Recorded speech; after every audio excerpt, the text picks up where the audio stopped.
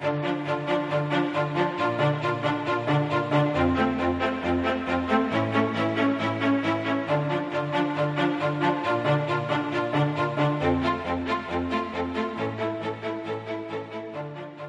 the end of the working week, people, and that means it's time for some Countdown to Classic. This is a podcast that educates, informs, and gossips about World of Warcraft Classic. Every Monday, Wednesday, and Friday, we discuss the news, hot button issues, and content of the highly anticipated World of Warcraft Classic. I'm your host, Josh Corbett, and we are back with another lore breakdown. Now, if this is your first time joining the show, I say thank you for listening. And how we do things here on Countdown to Classic is we hear from you. Yes, you, the players of World of Warcraft, as it's not my opinion that counts, but yours. The first 45 minutes or so of this show is basically story time, as I read out a collation of entries that you can find at the amazing WoW Wiki and Wowpedia websites. However, if you're not much of a lore buff or want to read these entries in your own time, then please feel free to skip ahead to the second half of the episode, where we'll go through community reactions to the content from back in the day and get through a bit of fun with regular segments, anger management, memory lane, and tidbits and things of that nature.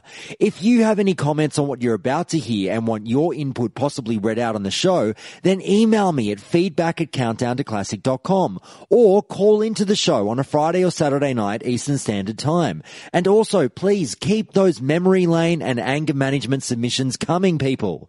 Please do like, follow, subscribe to the show wherever you get your podcasts from, and follow the show on Twitter at Count2Classic with the number 2. Follow me on Twitch at Countdown to Classic, and check out the Patreon page to see how you can enhance your experience with the show. All the links you'll need are in the show notes and on the website. But for now, let's get to the lore with a scoop of vanilla.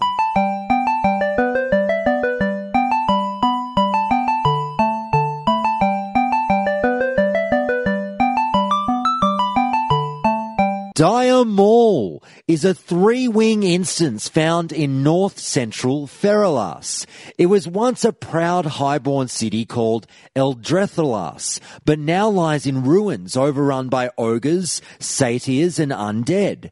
Only a tiny remnant of the original highborn population remains in the form of a murderous sect called the Chendralar. The official description of Dire Maul over at the Old World Dungeons website was: built 12,000 years ago by a covert sect of highborn sorcerers, the ancient city of Eldrethalas was used to protect Queen Azshara's most prized arcane secrets. Though it was ravaged by the Great Sundering of the world, much of the wondrous city still stands as the imposing Dire Maul.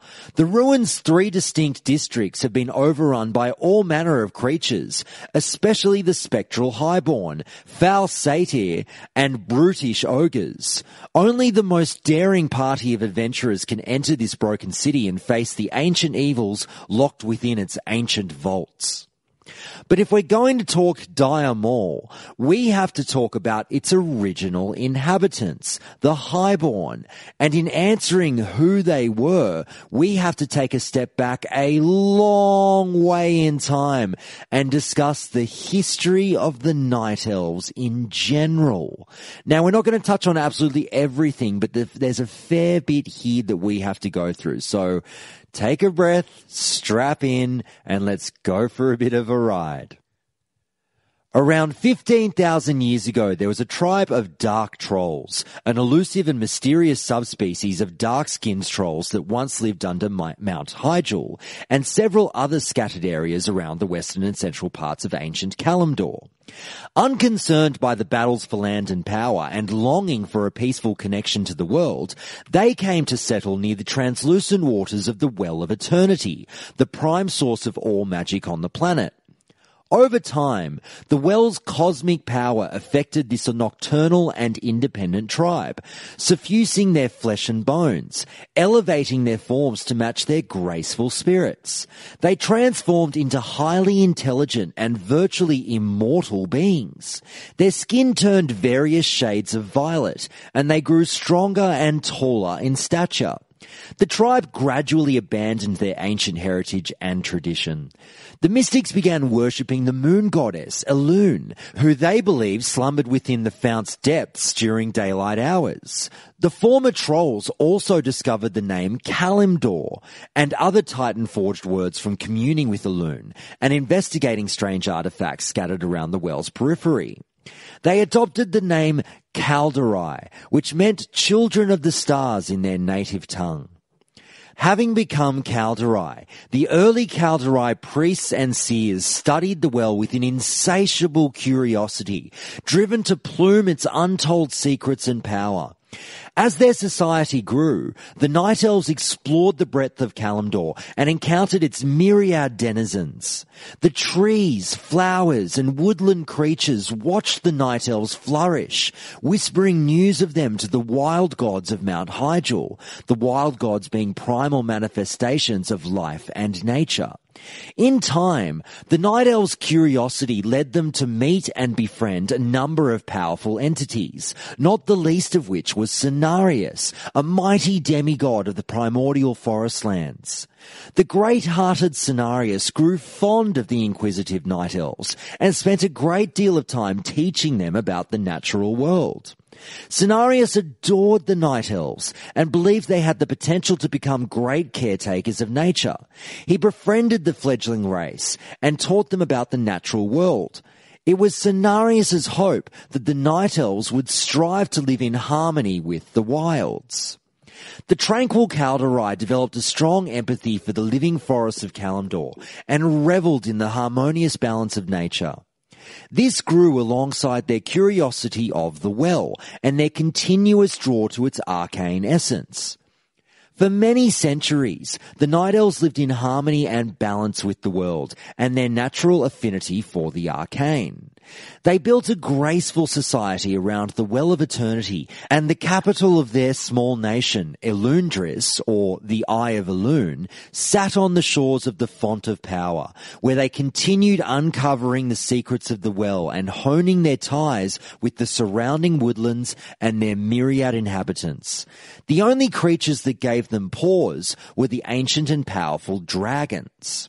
Though the great serpentine beasts were often reclusive, they did much to safeguard the known lands from potential threats.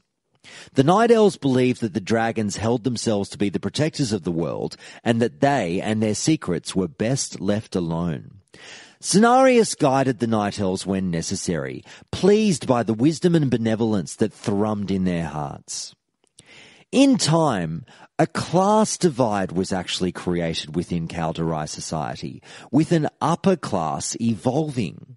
This upper class, known as the Highborn or quel'dorei, meaning children of noble birth in Darnassian and High Elves in Thalassian.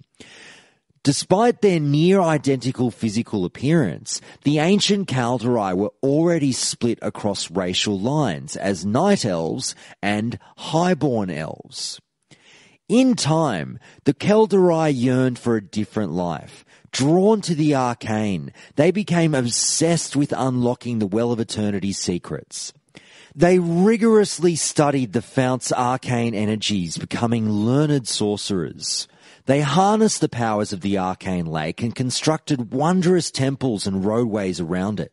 Magic became an inseparable part of life as the Night Elves revelled in the power at their fingertips. Pushing the boundaries of their intellect became the driving force of their culture. It was during this era of unprecedented growth that Queen Azshara came to power, the beloved ruler of the quel'dorei. She was adored by Night Elves of every social standing, seemingly immune to the ire the lower caste developed against some of the highborn nobles. The Elves were so enamoured with her that they renamed their wondrous capital Zin Azshari, or the Glory of Azshara.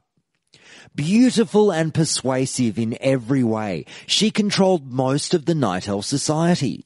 Azshara was extremely charismatic. Her physical and mental appeal was such that virtually no one noticed her more negative qualities.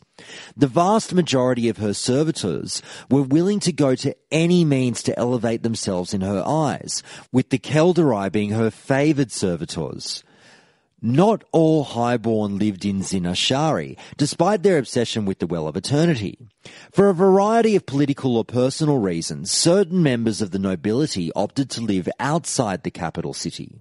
However, not all of the highborn were necessarily created equally.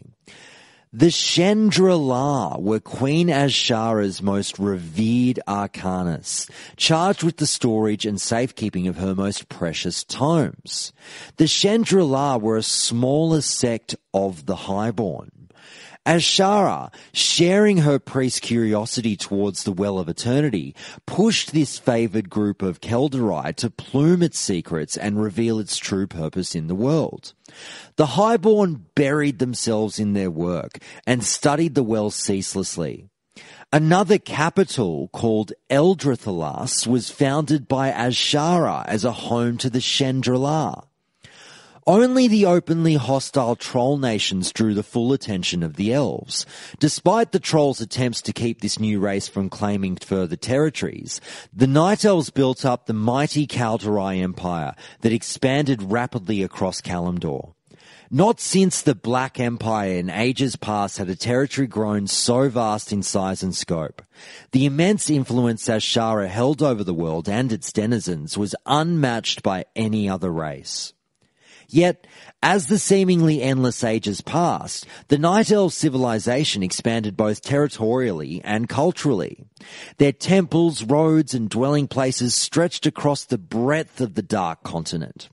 Azshara built an immense, wondrous palace on the Well's shores that housed her favoured servitors within its bejewelled halls. There, the most powerful highborn doted on her every command and believed themselves to be greater than the rest of their lowercase brethren.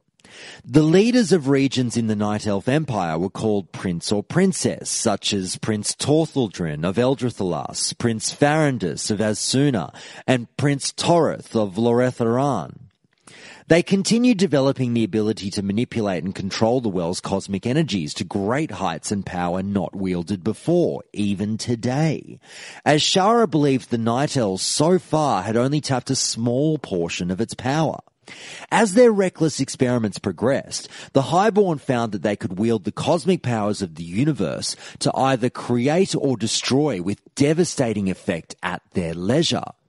Although they agreed that arcane magic was inherently dangerous if handled irresponsibly, Azshara and her highborn began to practice their spellcraft with reckless abandon, performing increasingly dangerous experiments causing waves of arcane energy cascading into the twisting nether.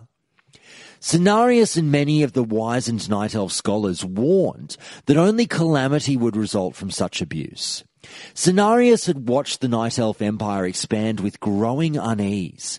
Year by year, he became increasingly frustrated with the hubris and thoughtless actions of the sorceress highborn.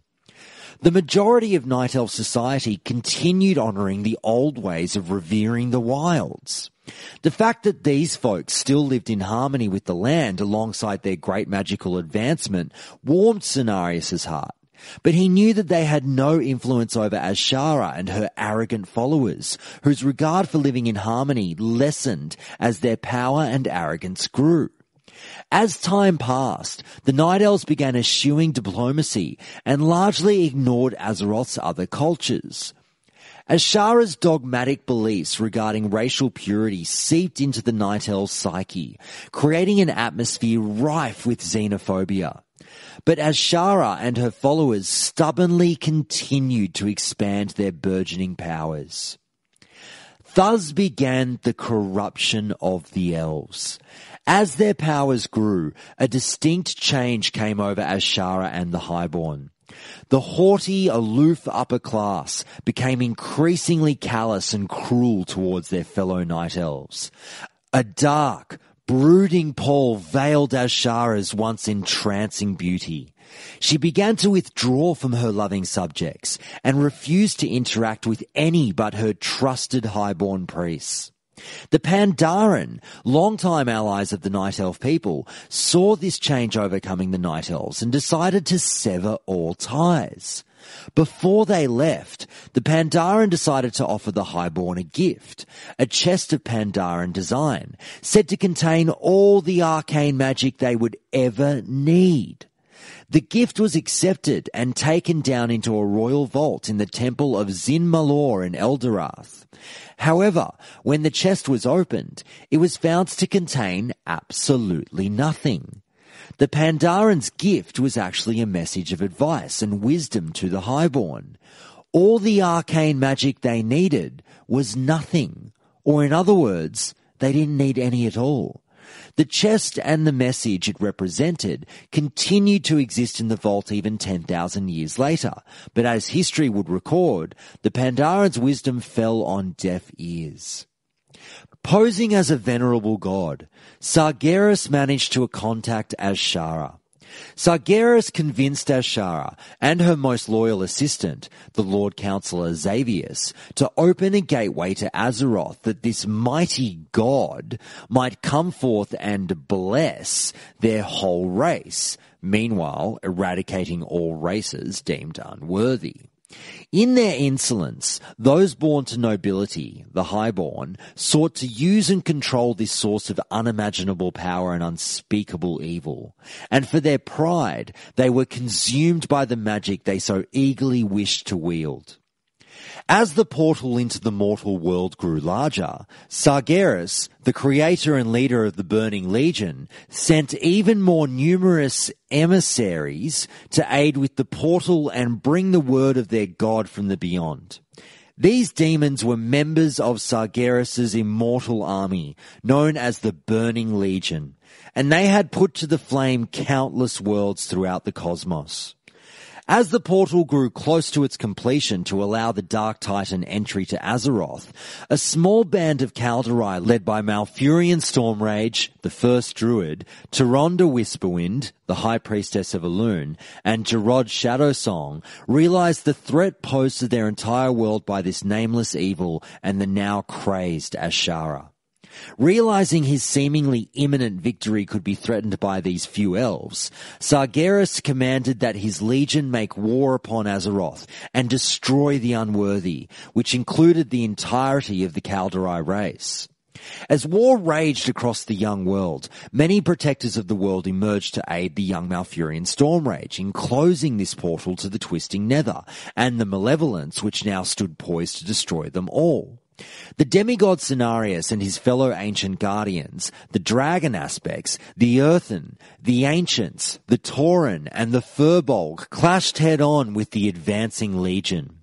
Having learned much about the power and beauty of nature from his Shando, Cenarius, Malfurion was able to disrupt the nearly completed portal spell and close his world off from the invincible Sargeras.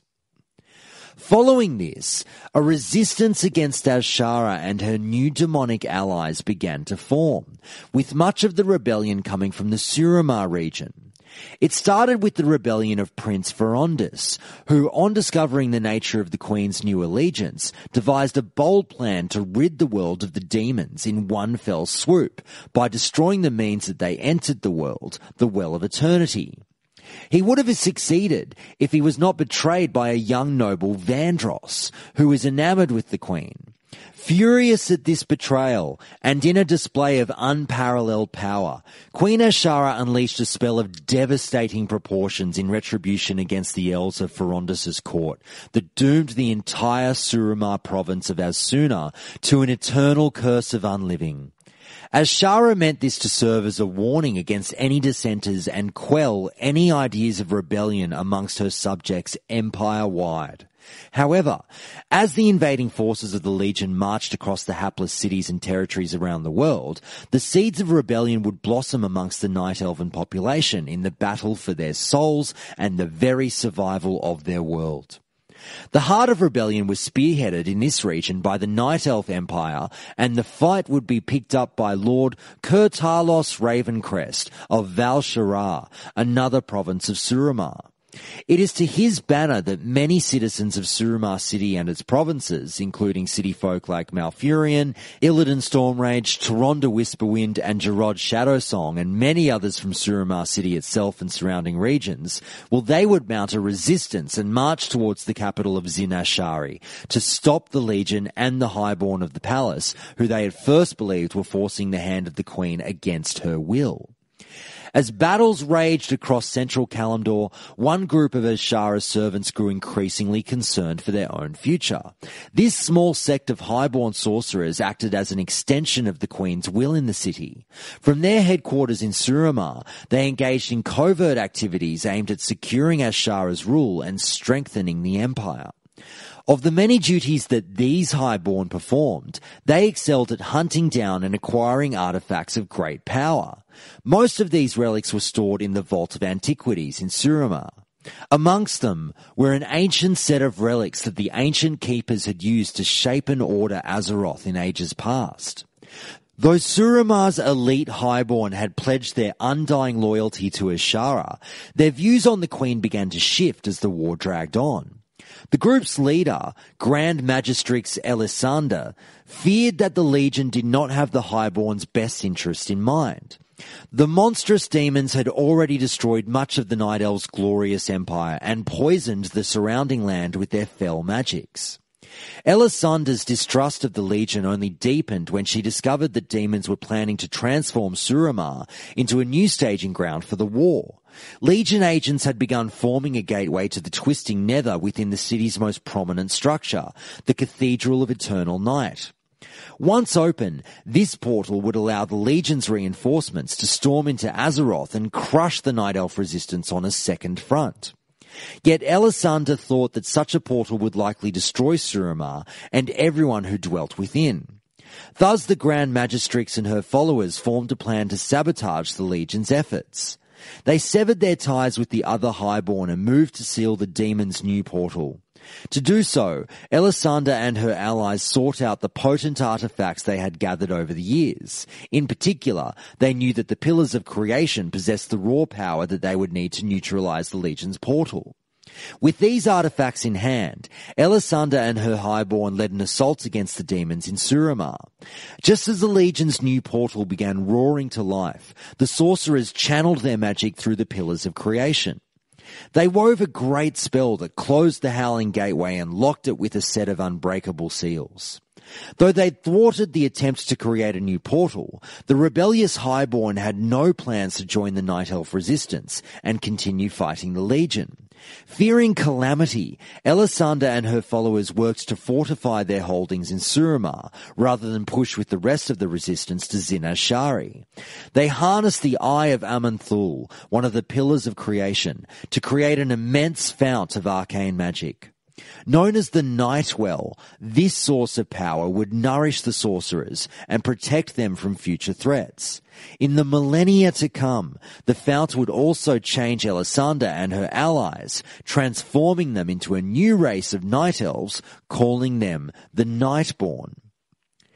During Malfurion Stormrage's last assault against the forces of Queen Azshara, the Druid drew upon the power of the Dragon Soul to disrupt the Highborn's carefully crafted spellwork and shatter the connection between the Legion and Azeroth.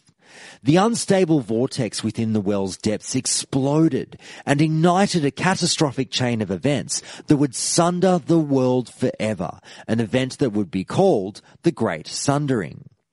The massive explosion rocked the temple to its foundations and sent massive quakes ripping through the tortured earth.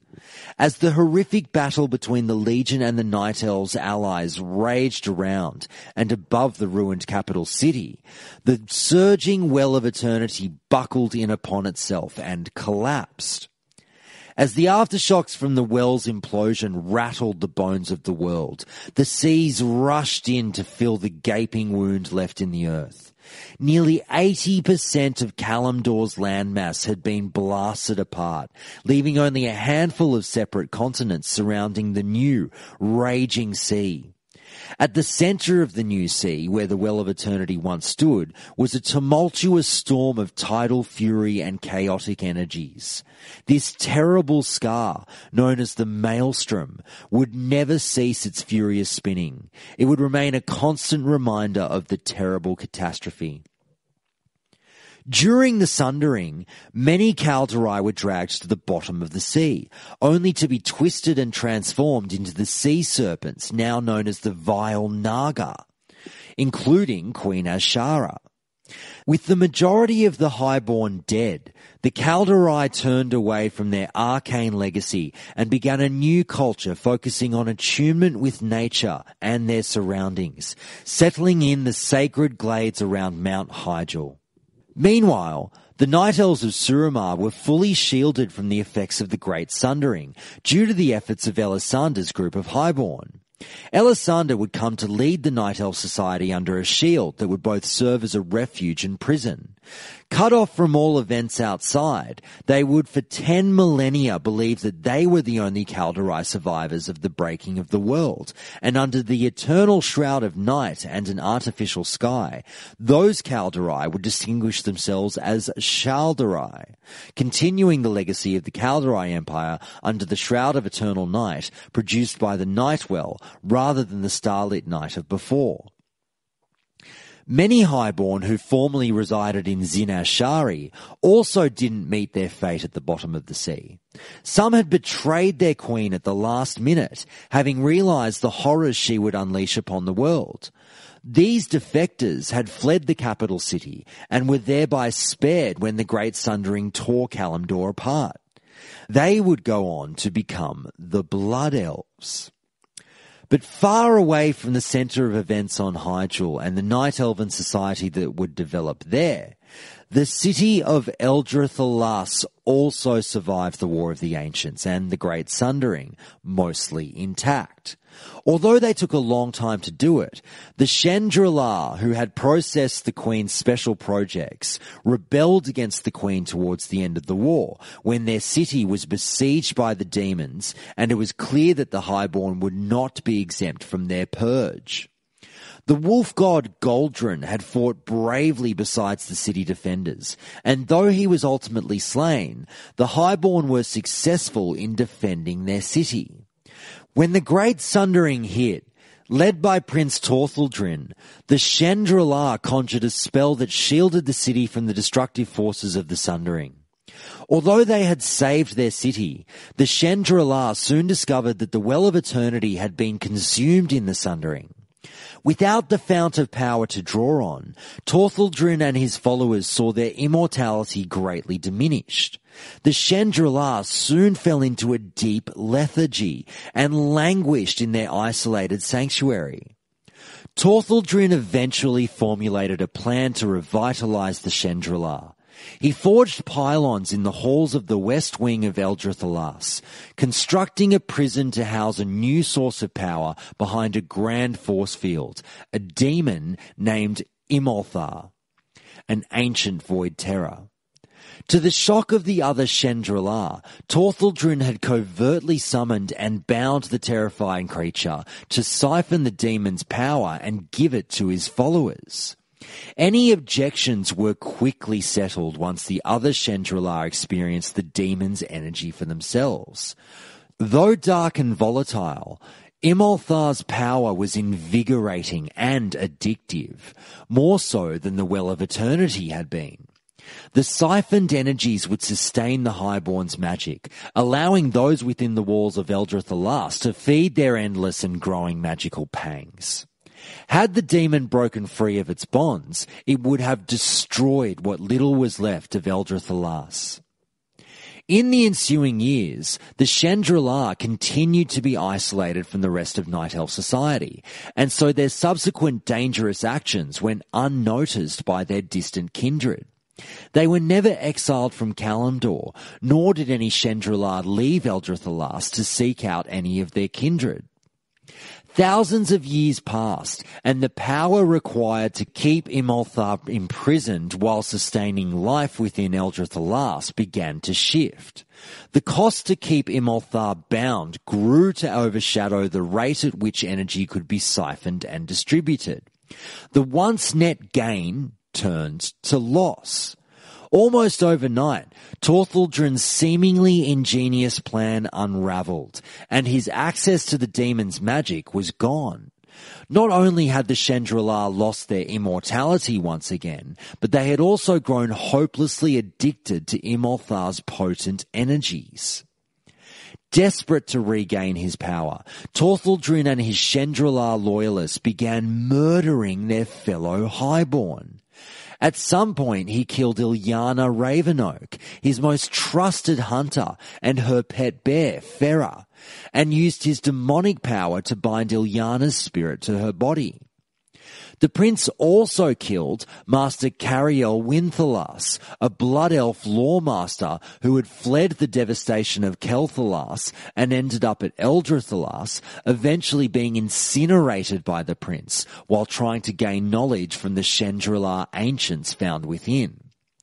Some highborn, such as Azshara, a quest giver in Feralas, escaped death at the hands of Prince Tortheldrin, but most were not so lucky. Their spirits now wandered the corridors and courtyards of Dire Maul. Tortheldrin's treacherous plan worked. Having thinned the population, the remaining elves could draw on Imolthar's power indefinitely. Unsurprisingly, Prince Tortheldrin guards jealously the secret of this arrangement, and those who meddle in his domain, such as Master Winthalas, can expect a brutal end. With the Chandrila's numbers diminished, Tortheldrin and his followers abandoned much of their once glorious city. The greater part of Eldrethalas fell into darkness and despair. Soon, other creatures from the surrounding jungles moved in to stake their claim to the crumbling elven refuge. Being located in what came to be known as Feralas, the zone was full of life and other dangerous inhabitants. Unlike its barren neighbours to the north, south and east, Feralas is a lush forest. Both the Horde and Alliance lay claim to the area and have to contend with powerful local forces. These include the bloodthirsty Gordani ogres, who control a number of scattered ancient elven ruins, including that of Dire Maul. The ogres have desecrated and defiled much of Feralas, damaging the land with their taint. The Horde in particular is concerned with the unchecked expansion of the Gordani and has put out a call for adventurers to aid the war effort against them. Many of the Gordani have taken residency in the ruins of Isildion, in the high wilderness of Feralas, as well as the foothills north of Camp Mohachi, while the upper class of ogres are found in Dire Maul. Like most of their kind, the Gordani ogres are remarkably bloodthirsty and are comprised both of Malay warriors and spellcasters. Gordani ogres have proven to be highly detrimental to the land of Feralas, desecrating its cultural treasures and despoiling its lush forests. The Gordani have very much so asserted control of the elven ruins and named it Dire Maul, having it act as an ogre stronghold of some potency and power. They are known to take various slaves for their gladiatorial fights in Dire Maul, including the feral Scar Yetis and Murlocs. So now that we know the long history of how Dire Maul came to be, and a bit about its inhabitants, what's the layout of the place, and more importantly, what bosses do we fight in there? Well, Dire Maul contains 3 wings in 2 instances. The wings are known as Warpwood Quarter, the east, Capital Gardens, the west, and Gordok Commons, the north.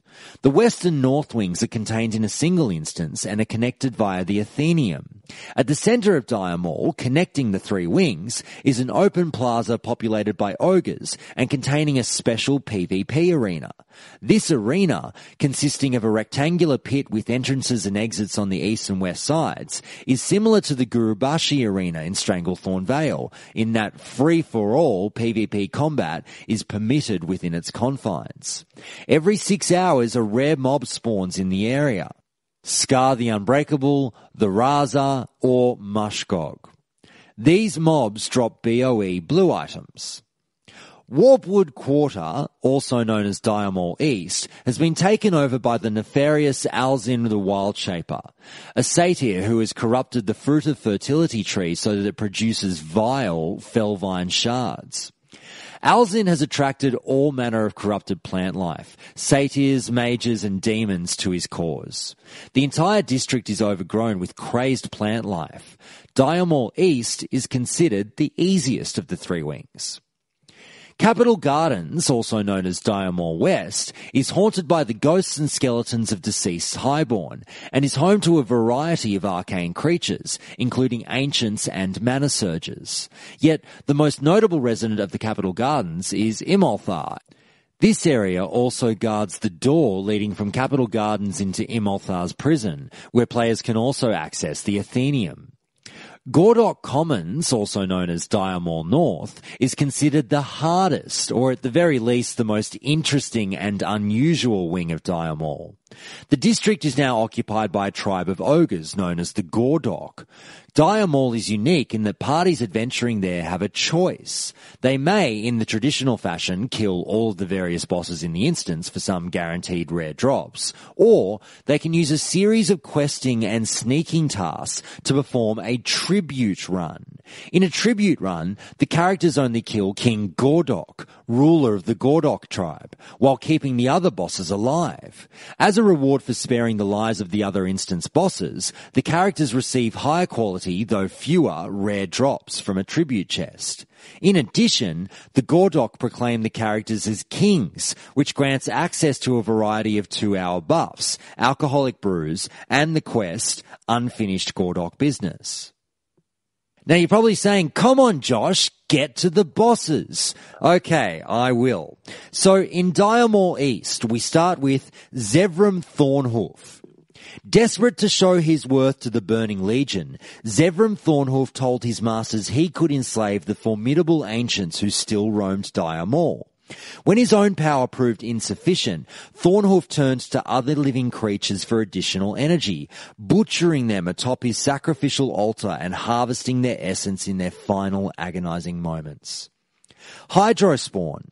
When the satyr Zevram Thornhoof sought to control the elementals in Dire Maul, he focused on Hydrospawn, who calmly resided in the pool beneath his altar. As he performed his profane sacrificial rituals, the elemental grew agitated and restless, striking out at Thornhoof's demonic minions. As the years passed, Thornhoof used his victims' energies to whip Hydrospawn into unbridled fury, little by little binding its will to the satyr's commands. Lethtandris. Dire Maul's warped energy drew Lethtandris from afar, giving her hope of satisfying her unbearable craving for arcane magic. Using the sinews and ligaments of sacrificial victims, she constructed a web to siphon the corrupt power out of the East Wing. To her delight, she discovered that the device has the capacity to gather vast reserves of overwhelming strength, enough to destroy all of her enemies. Alzin the Wild Shaper. Alzin the Wild Shaper seeks nothing less than the total corruption of Feralas.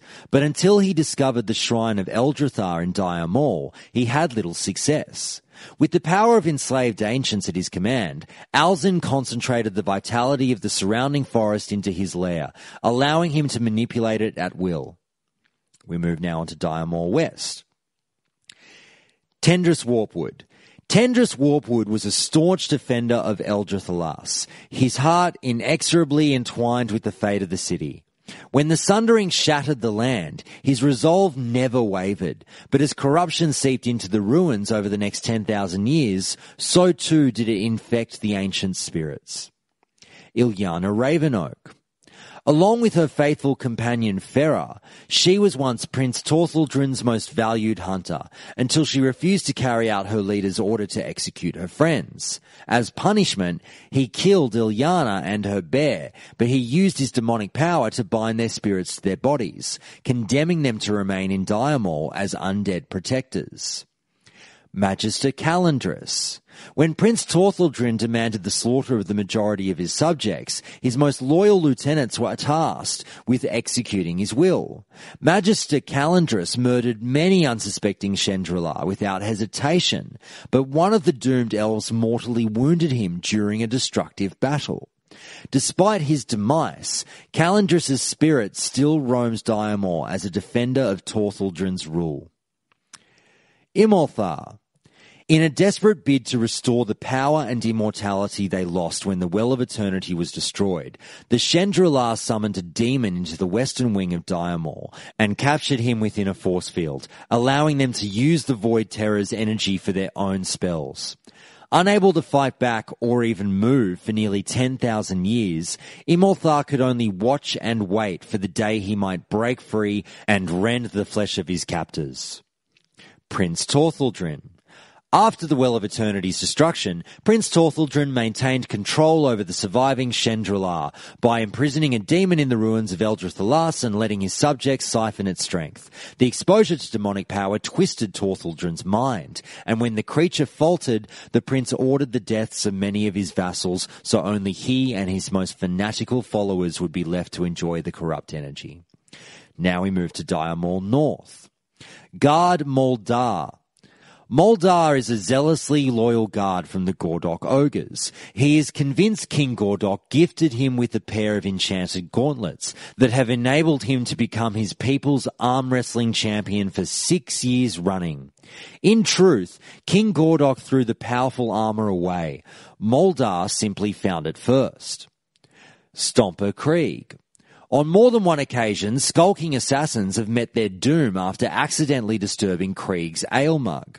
Though he's often passed out drunk on duty, nothing rouses the ogre into a berserker fury faster than the sound of his precious drink splattering on the stone floor. Guard Fengus. Ever since Cho Rush, the observer told him he was destined to meet a mate while on duty. Fengus has spent almost every waking moment patrolling Gordok territory. Guard Slipkick. Some might think Slipkick is merely cautious, but he's also lazy. Rather than challenge King Gordok directly, Slipkick tinkers with traps and old broken magical devices, hoping to eventually deliver a coup de grace without an ounce of risk or a drop of sweat. Captain Cromcrush. Even among ogres, Captain Cromcrush is infamous for his hair-trigger rage toward anyone who dares to insult him or King Gordok. He crushes dissent ruthlessly, but he has still less patience for those who continue to spread the rumour of his torrid affair with a gnoll long ago. Chorush the Observer. Chorush doesn't usually take sides, but when Ulrok was rising to power, it was clear that there was nobody who could challenge him. The king quickly appointed Chorush as his chief advisor, believing that his twin heads would make him twice as resourceful as the average ogre. And finally, King Gordok. To rule the Gordok ogres, one must simply proclaim oneself king, and then destroy all who might disagree. King Gordok, then merely known as Ulrok, solidified his power by convincing a dozen of his people's strongest warriors to challenge the king at the same time. The wild melee left most of the contestants dead or wounded, and Ulrok's blade easily cut down the survivors and the battle-weary king. To this day, Gordok ogres speak in hushed tones about the Day of the Blood. Phew, we made it! Now, with all that done, it's time to hear what the players thought of Dire Maul with That's What We Said.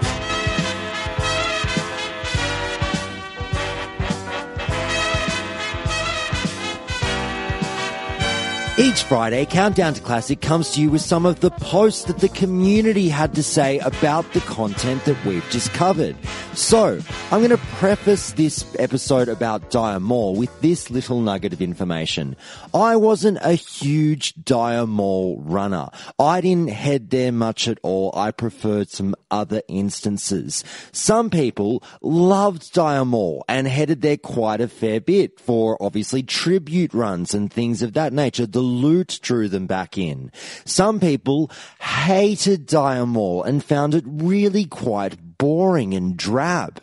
But we're going to touch on a few posts now that cover a whole range of issues just quickly with Dire Maul. So I start with this post, which interestingly enough was actually posted a month after Dire Maul's release on April 7th, 2005. If you didn't know, Dire Maul actually came out into the game on March 7th, 2005. It was not in the game upon release. It was patched in later. One of a few dungeons that got that treatment, and we'll hit on that in tidbits later on.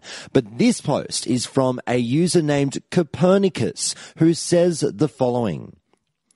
Dire Maul has probably the best loot to time ratio in the game. Dire Maul North runs have 2 good drops, Tribute and King, 2 guaranteed blue drops, Observer and Captain, and 2 boss drops, the Guards. It can be run in under an hour. Dire Maul East boss runs are approximately 25 minutes and have 1 good drop, Wild Shaper, and 3 boss drops. I still haven't gotten the hang of Dire Maul West yet, with our main slowdown being the undead area with 4 undead pools and invisible patrols. I want a priest and a competent warrior to try it, and those are somewhat hard to get for a group. But that area has 2 good blue drops as well. Dog and Prince both drop 2 blues, along with a few bosses. Also, just about every elite mob in the West and the East has a chance of dropping a very good blue. Considering the ease of the dungeons, East can be main tanked by a rogue. North, we ran it with a druid tank and a priest healer. The time commitment and the number of people you compete with, Dire Maul blows past all the other high-end dungeons. The fact that North and East can be approached so differently depending on your party makeup makes it a great deal of fun. When all you really need is a tank, a healer, and an AoEer, it's just so easy to make up a group. UBRS takes 2 hours for 3 good drops, 1 blue drop and 2 or so bosses, split up amongst 15 people, probably the best of the non-Dire Maul dungeons. The Baron run at Stratholme, that takes 1 hour for 1 good drop and 3 boss drops. And the live Strath run takes an hour and a half for 1 good drop, 1 blue drop and several boss drops. Now, with that post, as I said, take into account that came out, that was posted a month after Dire Maul came out. The first point that sticks out for me was rogues main tanking. Now, you'll all have to tell me, was that a thing or is this person going slightly insane? I know that as a rogue that there are some instances where the argument could be made that the rogue could obviously be put in as a bit of a funny little kitschy main tank in terms of dodge and things like that. But is that the case? Could areas of Dire Maul be taken down by a rogue as your main tank? I'm not so sure about that. Write to the show and let me know. Feedback at countdowntoclassic.com. But the point of that post is this. Dire Maul, was it effective time-wise? As I said, I didn't run it a whole lot back in the day, but it was a very, very popular instance. People found that it could be farmed pretty damn well, and they headed back on a very regular basis. But time-wise, was it worth the effort? Did you find yourself flying through Dire Maul as opposed to other instances? And if you were going to go back and back and back again, that loot-to-time ratio was well worth it. Let me know. Anyway, next we've got this quick post from Reiklin over at MMO Champion, who says this. Each wing of Dire Maul is literally a glorified hallway. Hell, the only vanilla dungeons that aren't are BRD and Wailing Caverns. Dire Maul sucks for other reasons, most of them dealing with its size and boring trash mobs. And I bring up that post just to ask you, did you think Dire Maul absolutely sucked? Was it boring, drab, and as this poster says, literally just hallways? Blizzard fell asleep at the wheel on the design of this particular instance. Is there nothing to it? You tell me. As I say, I don't feel I could be qualified enough to comment on this one. But obviously there's always going to be portions of the player base that loved it and hated it. And I did find a fair few posts online that did talk about how boring they found Dire Maul. Now, personally, the few times that I ran it, I enjoyed it because it was something new. But over time, I understand the wonder of being in that area very much so being watered down with each and every visit. But after that, we'll move on to the following article over at Engadget regarding tribute runs, which are obviously a huge part of the Dire Maul experience. And this article is titled, "WoW Archivist, Memories of Dire Maul." And I'll read you an excerpt that says this. You didn't have to spare all 4 bosses, of course. If you only managed to spare 2 or 3 of them, you would still get bonus loot, just not as much bonus loot. You could also backtrack through the instance and talk to the bosses you spared. They'll address you as the king you are, even if you're the queen, and give you various stat buffs you can use for a couple of hours afterwards. Oh, and there's another boss you can spare that doesn't help the tribute at all. You can just go around the drunkard Stomper Krieg. If you spare him, you can buy booze from him. It was the only way to get Krieg's Stout Beatdown, a booze that healers used in raids to maximize mana regen. My dear old main tank always got a little nervous when my priest got shit-faced before a Ragnaros pull. Tribute runs were incredibly fun back in the day. It rewarded you for advanced preparation and it mixed up the instance so you weren't always doing the exact same thing every time you went there.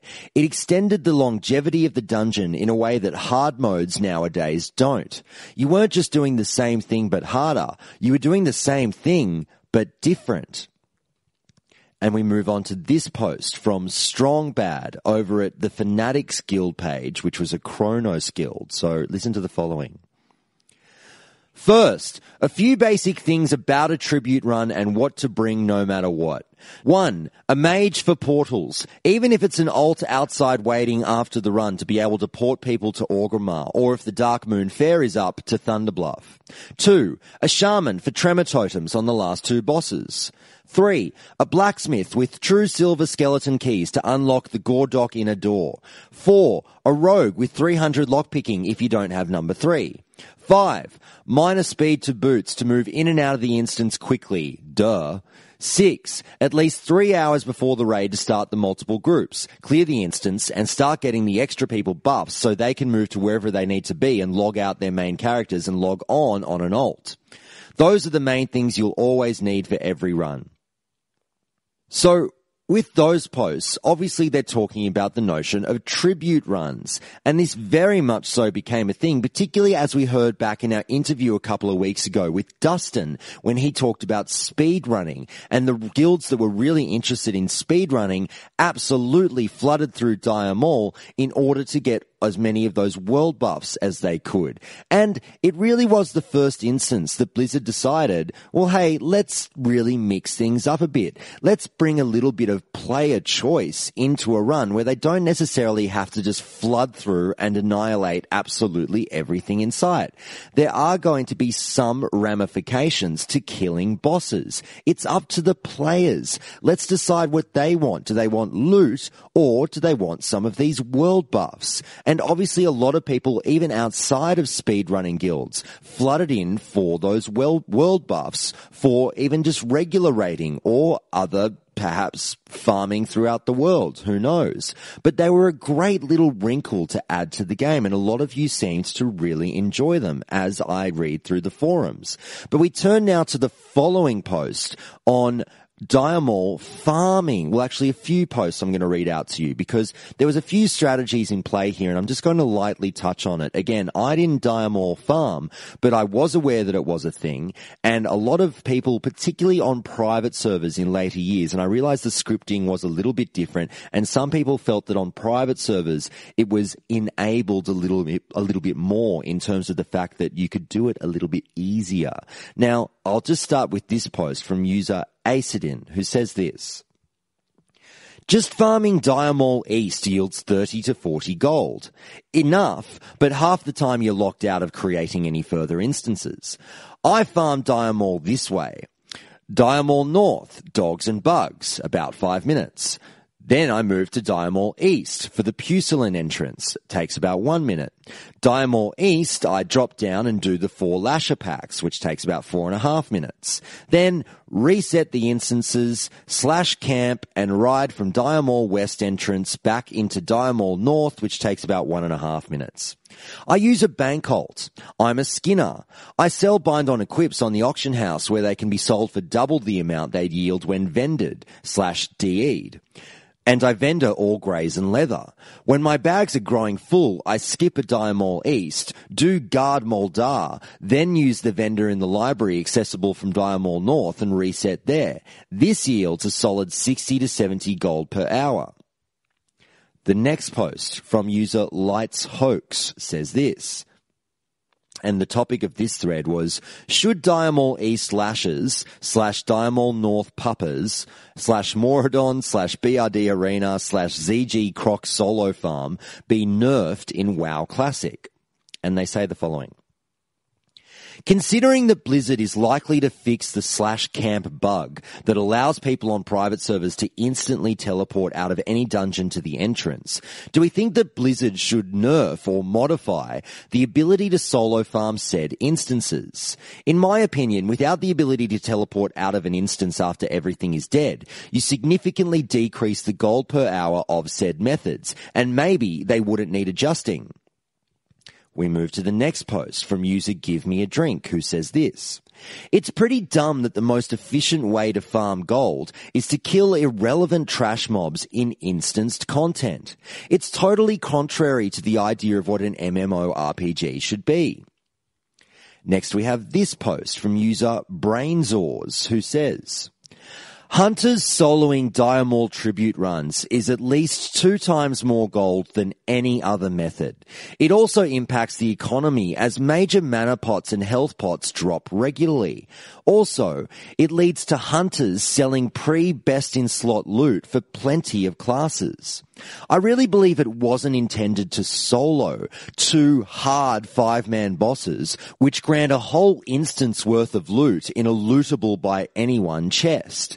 Even not being able to camp out of this one would not fix this. Only by modifying those 2 bosses could you fix it. The rest of the solo farming stuff is not that interesting except possibly the ZG Croc solo. Next we have this post from user Peeve90, who says this. Let me tell you a story about old Elysium, before Nostalrius became the core. I was AoE farming lashes in Dire Maul East. Back then there were way more pack drops, which was great, and I made out over 100 gold per hour. But after I realized how broken this was, I started farming there around 6 to 8 hours per day. After a week, we were the kings of the server, everyone who farmed there. We bought up all the herbs, all the Black Lotus. In less than a week, I had over 100 Black Lotuses.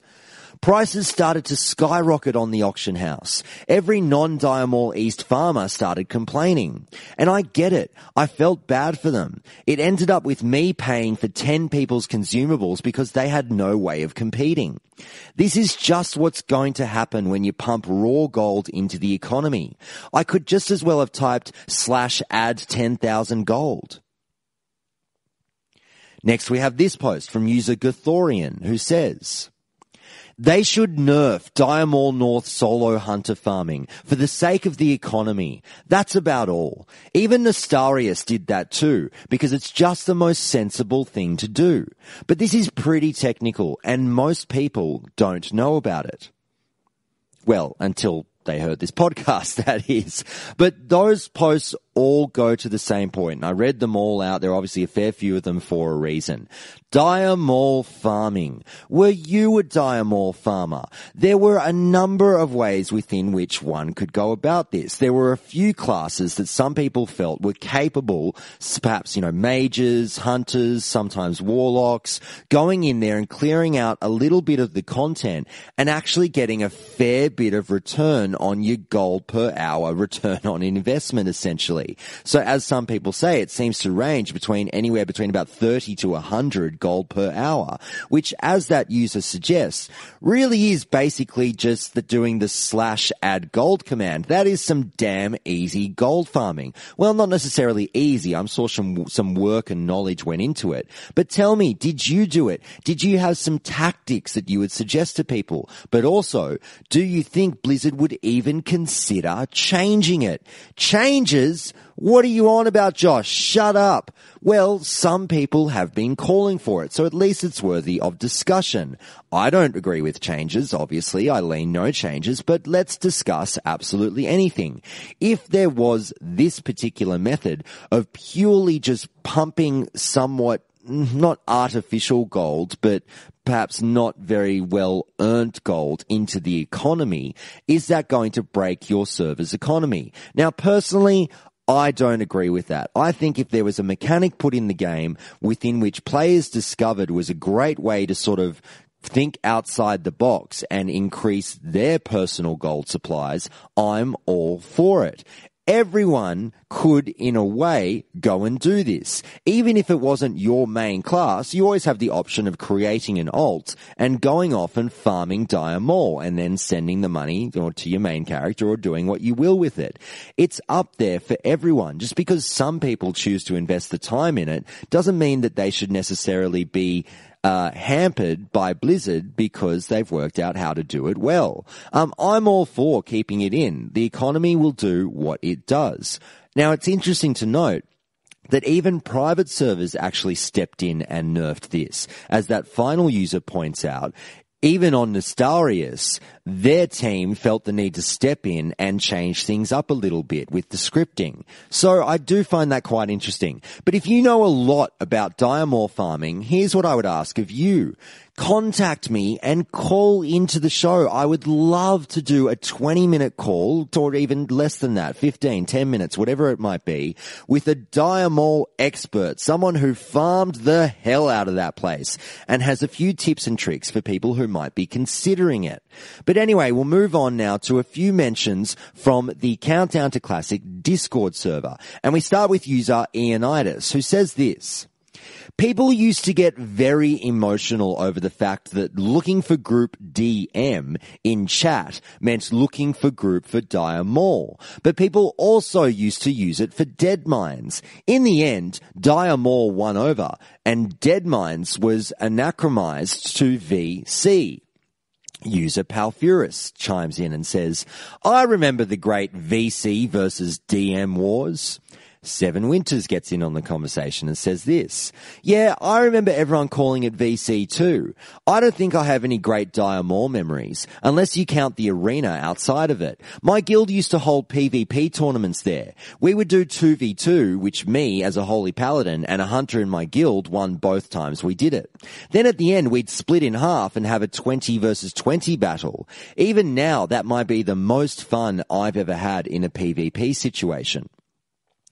And we turn now to a submission from listener Minoru at the Countdown to Classic Discord, who says this.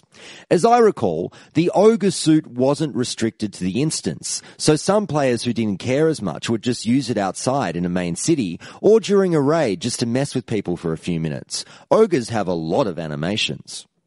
Now, the reason I bring up those posts is obviously there was the great VC versus DM war in terms of how we used acronyms to refer to these instances. Deadmines, Dire Maul, both easily DM. And there are so many passionate opinions on this one. But the vast majority, in my opinion, seems to think that DM was actually Deadmines. Tell me if you disagree with me. And I was of the opinion that Dire Maul runs got the acronym of DMN, DME, DMW. Maybe that was just my server. I'm not so sure. But I have looked online through some of the forums, and some people seem to agree with me that that's how it happened on their servers. Now, of course, I saw VC too. Obviously, that popped up. I wasn't a huge fan of VC being the acronym for Deadmines. That did kind of irk me a bit. But I understand that it happened elsewhere, so it's all good. But some people really, funnily enough, did get worked up about this. And you might be listening to this now going, Josh, you're so wrong. Stop, you're wrong. You're pissing me off. But then write into the show and let me tell me a funny story about some mix-ups with VC and DM, if you have any. But I'll be touching on that a bit more later on, because now it's time for anger management.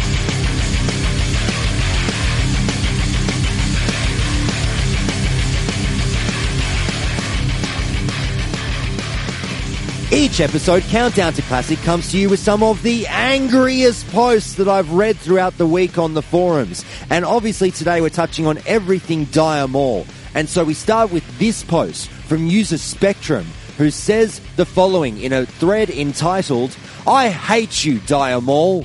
And they say this: "I hate you, Dire Maul. Why do you have so much hunter gear and yet refuse to drop it?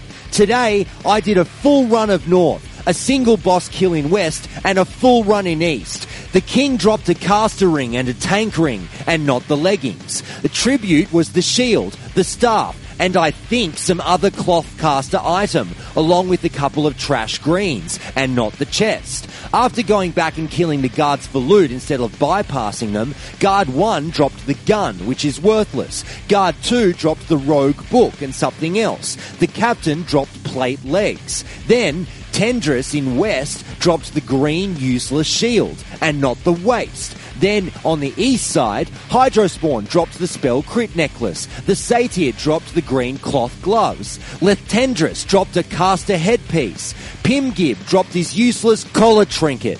The book next to them had a pally trinket book. End boss dropped a pair of druid items. End result, a couple of one rolls for items no one wanted for vendor trash, and one BOE greed roll one for another trash item. I want that 3 hours of my life back. I'm sure the druid and the mage were very happy though." And now we get to this post from user STF Uppercut Out Last, who says this: "Anyone who argues over this is new. If someone is advertising as DM before the release of Dire Maul, you're a turd for not knowing the current patch. If someone advertises as DM and you get confused about Deadmine/Dire Maul after Dire Maul has been added, you should shift-click on their name and use critical thinking to determine what level they are and which dungeon group they are attending. If someone calls Deadmines VC, they are new and total turds. Anyone who participates in this ridiculous argument, including myself, or gets bogged down by these semantics likely won't reach a high enough level to attend Dire Maul, so none of this matters anyway." Now we have this from user Censorshah, who says this: "You forgot the part where half of the Dire Maul gold farm exploits came from Mangos' core bullshit and were possible only on the shitty fun private servers that had very little to do with classic WoW like Nost and Elysium. Should hunters be allowed to farm gold easily is another question." And that's been anger management for the week. And with that, we'll move on to Tidbits.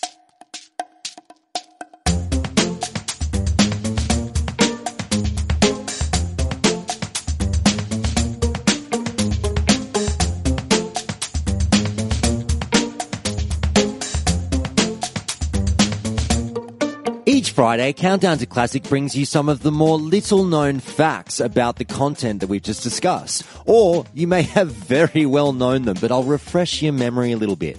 And we'll start with this about Dire Maul. As I mentioned earlier, the dungeon was actually added on the 7th of March 2005. It was not in the game originally. It came in with patch 1.3. There were 2 5-man instances added to the game, being vanilla, via patch. This was one, and Moradon was the other one. Also, did you know that players can even speak to the prince, although he actually has very little to say? And I'll do a little bit of that voice acting that some of you seem to like from the Thrall episodes. Here we go. "For 10,000 years I have ruled this kingdom. In that time I have heard many fascinating tales from those that would walk the hallowed grounds of the house of Chandrila. As I am bound to this place, I often exchange stories with visitors. Do you have a story for me? Or perhaps you would like to hear a story?" Wow, way to go, Josh. Really going for it with that Prince voice. All right. Next up, did you know that Dire Maul contains a chamber that was previously a part of a great stone temple, described as being dedicated to a long-forgotten, or at least long-ignored god? King Gordok made his throne room here. Although not named, it may be Gordok's seat, although the description of the temple doesn't match the section that would be the Halls of Destruction, having no roof and a massive wooden door. Now, until patch 4.0.1 in the game, the Crescent key was required to open doors towards and inside the northern and western wings of Dire Maul. The key was obtained from the imp Pusilin after a chase through the east wing of Dire Maul. And very interestingly, did you know that during World of Warcraft's early development, Dire Maul was once planned to be in Thousand Needles? Now, I'm just going to go through the buffs that we got from the tribute run, just in case people weren't aware. So the final tidbit is this. If you didn't kill any of the bosses, being Guard Moldar, Guard Fengus, Guard Slipkick, or Captain Cromcrush, when you killed the king, the Gordok tribute chest will contain one item for each boss left alive, and each of these items is generally better than the loot drops directly by the guards. You'll also have the option of getting 2-hour buffs from Guard Fengus, being Fengus's Ferocity, which gave you plus 200 attack power, Guard Moldar, Moldar gave you Moldar's Moxie, which was a 15% buff to stamina. Guard Slipkick gave you Slipkick's Savvy, which was plus 3% crit with spells. And then there was Stomper Krieg, the Drunk, who'll sell you an assortment of alcoholic beverages and limited quantities of volatile rum, which is a reagent used in alchemy for crafting goblin rocket fuel. But with all that done now, it's time for Memory Lane.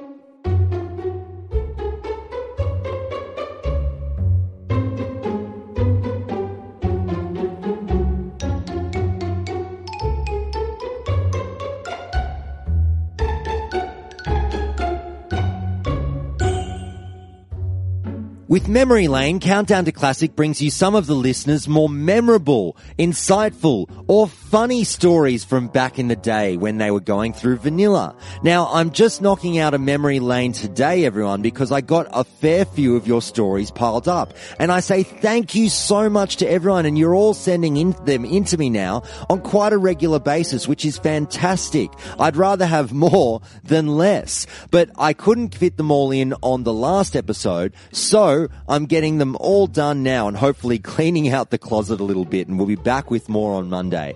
But we start with this one, and these aren't Dire Maul related, by the way, I should say. These are just general memory lane submissions. We start with this one from listener Mumfo in the Countdown to Classic Discord, who says this. Back in the day, there was a naked dancing dwarf in Ironforge who would play a gambling game with anyone who opened up the trade window with him. The way the game worked was the other person would trade him the amount of gold they wanted to bet. Each player would then roll 1 to 100 to see who rolled higher.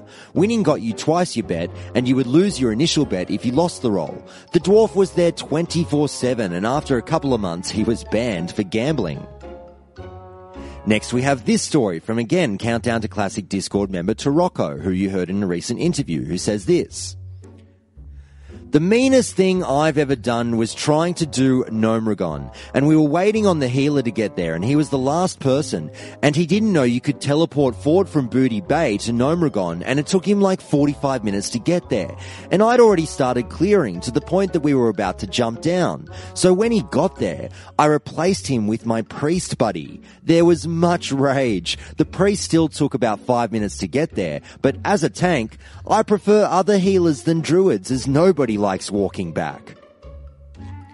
Next, we have this submission from listener Chocolate Fuse, again at the Countdown to Classic Discord. My story for Memory Lane is one of a lot of walking and being so frustrated I almost never logged back onto that character. I have a ton of memories from vanilla, but there is one in particular that I remember. I started playing WoW a little less than 2 years before BC was released. I was probably 9 or 10 years old, which was probably too young to be playing because I had no idea what I was doing. I watched my older brother play and thought it looked amazing. So naturally I took up some extra chores around home to earn the $15 per month and asked for the actual game for my birthday.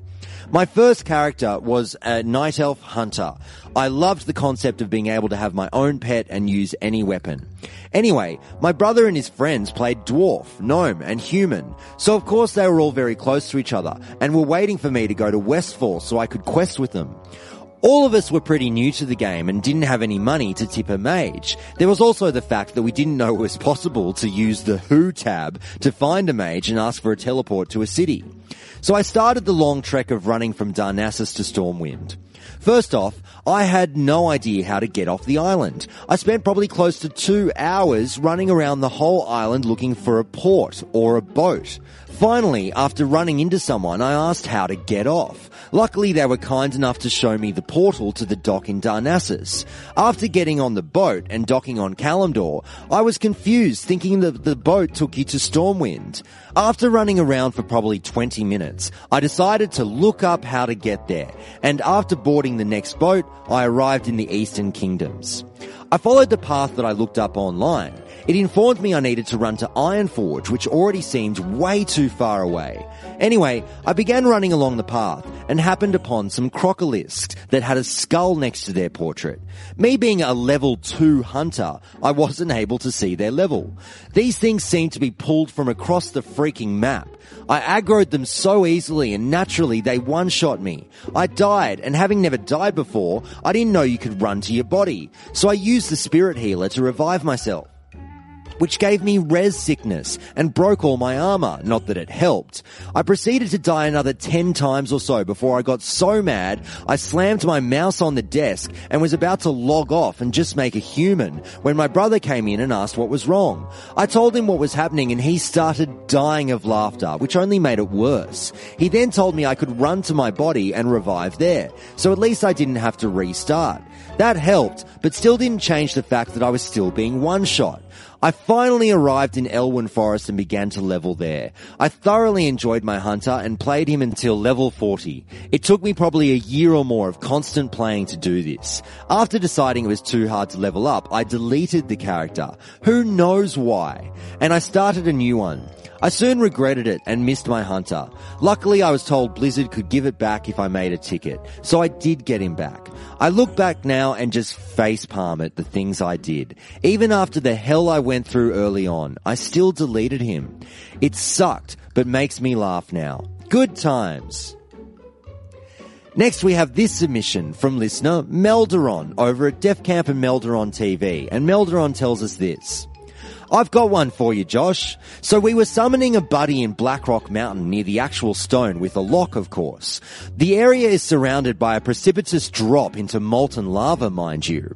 So my noobish friend was riding along on his mount and accepted the summon.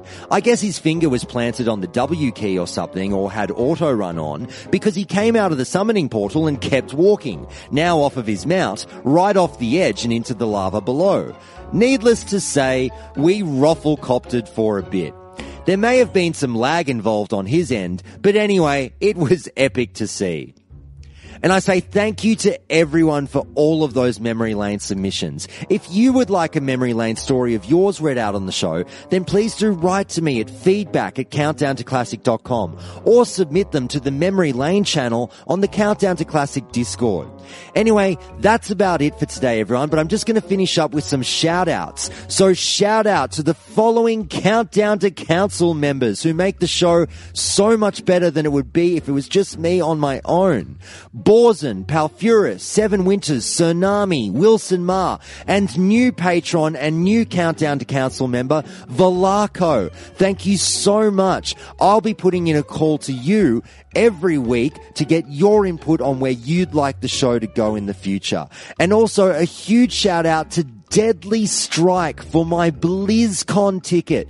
I didn't get the chance to tell you all this very quick story in the last couple of episodes. I've been flat out, but I don't want it to seem like I'm not grateful at all for everything that Deadly Strike did for me in ensuring that Countdown to Classic is going to be at BlizzCon 2018, and I couldn't be more excited. I'm absolutely heading there. I had my plane tickets and hotels and everything booked. All I needed was a ticket to the damn event. I sat through the first wave of ticket sales, no cigar. I sat through the second wave of ticket sales, no cigar. I even had Countdown to Classic Discord members, and shout out to Palfurus, trying to get me tickets, but to no avail. They couldn't get some either. We were locked out of the sale. And another huge shout out to listener and Countdown Council member Tsunami for actually securing a ticket and offering that one as well. But just before Tsunami was able to offer up that ticket, I was hit up up by Deadly Strike over at the World of Warcraft Classic Discord, and they reached out to me via the community members channel over there. And Deadly Strike said, hey, I've got some spares, Countdown to Classic, would you like one? And I said, would I? Are you kidding me? And he was very, very kind to facilitate that transfer, and I paid him immediately, and I can say confidently the Countdown to Classic is going to BlizzCon, and that's something that I'm going to be talking about more closer to the event. I haven't touched on it much here on the show. All you need to know is I'm going to be absolutely working the event. I'm taking all of my audio equipment. I'm going to be shoving a microphone in as many people's faces as I can and talking to the fans of World of Warcraft, and I hope to meet some of you at the event as well. So it's good news, and a big thank you to Palfurus, Tsunami, and Deadly Strike for doing all they could do to make sure that little old Countdown to Classic got his way from Australia over to Anaheim for BlizzCon. So thank you so much, everyone, from the bottom of my heart.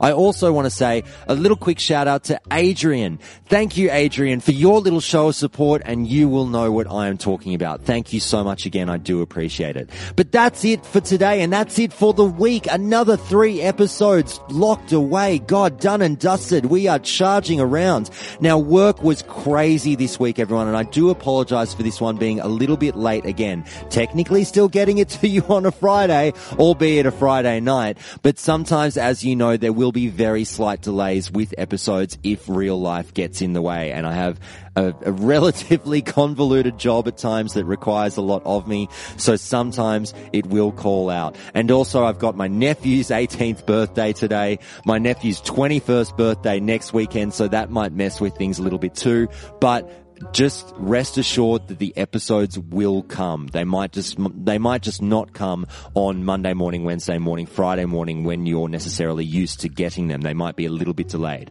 But you've all been so kind in getting back to me and saying, Josh, that's fine. Do not burn yourself out.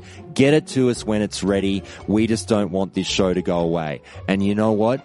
I completely agree, and I'm keeping an eye on things and trying not to get burnt out because it is a lot of content, obviously, that's coming every week, but I love it. So thank you, everyone, for your ongoing support. I really do appreciate it. Can't wait to get to you next week with even more Countdown to Classic. See you then. Have a great weekend. Bye, everyone.